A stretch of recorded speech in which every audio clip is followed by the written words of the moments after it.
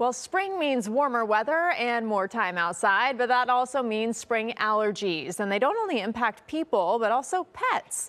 Dr. Ariana Dubelko is a veterinarian with the Best Friends Animal Society. She joins us now with what you need to know to keep your furry friends safe and comfortable. And we have a special guest here as well. Thanks so much for joining us. Yeah, of course. Why don't you introduce us to our special guest and also tell us what triggers allergies in pets? This is Nami. She's a Best Friend's dog that I adopted about 6-7 months ago. She's very focused on the treats in my pocket. Yeah, so she's very fluffy though.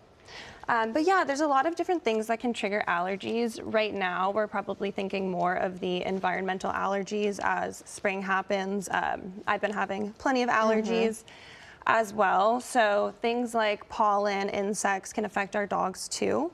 And they can have varying levels of responses to that. So sometimes it's fine to just, bathe them, wash their feet, but sometimes it does require a trip to a veterinarian. And so what signs should we be looking out for?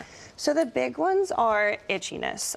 They don't get the same kind of respiratory allergies as we do typically, so you won't see that like stuffy nose, sneezing. Sometimes they'll sneeze, but what we're really looking for is itchiness, redness of their skin or feet.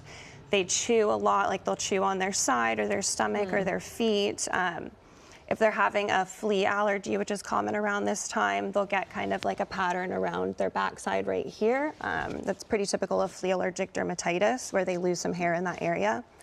And then the big thing to look out for too is a secondary skin infection or ear infection. When they have these chronic allergies, they can get repeated skin and ear infections.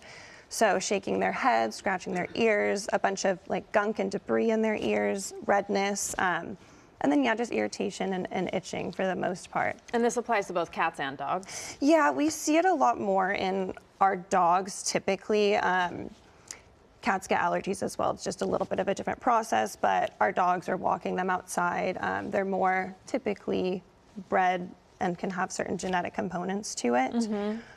So the biggest population we see those allergies affecting is typically our dogs. I wish I had a treat for you, but I don't. I know, okay, she knows. So when should we actually go to the vet? When do we recognize when it's actually serious enough for that? Yeah, if it's more than just some transient itching, so if they're repeatedly seeming to chew or scratch at the same spot, chewing on their feet, if you look in their feet, like in the little interdigital area and see redness, swelling, irritation like that, it may require a trip to the veterinarian.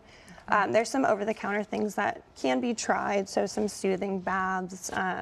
There's a couple over-the-counter things like Duoxo baths or mousse, which is typically a chlorhexidine-based product, so antibacterial and antifungal. But if it's not getting better with that, then it should require a trip to the veterinarian at that point. And a good reminder to keep our homes clean and free of allergens too, yeah, right? Yeah, definitely. So vacuuming, air filters, things like that. If you have a dog that's prone to allergies, when they go on a walk, coming back in and wiping their feet so they're not just sitting with those allergens on their paws and then licking and getting irritated. And yeah, if you notice that licking a lot is a big one because they can get those secondary bacterial infections from chewing on their skin and feet. All right. Well, we are out of time. Thank you so much for joining us. Really appreciate it. And thank you, you beauty.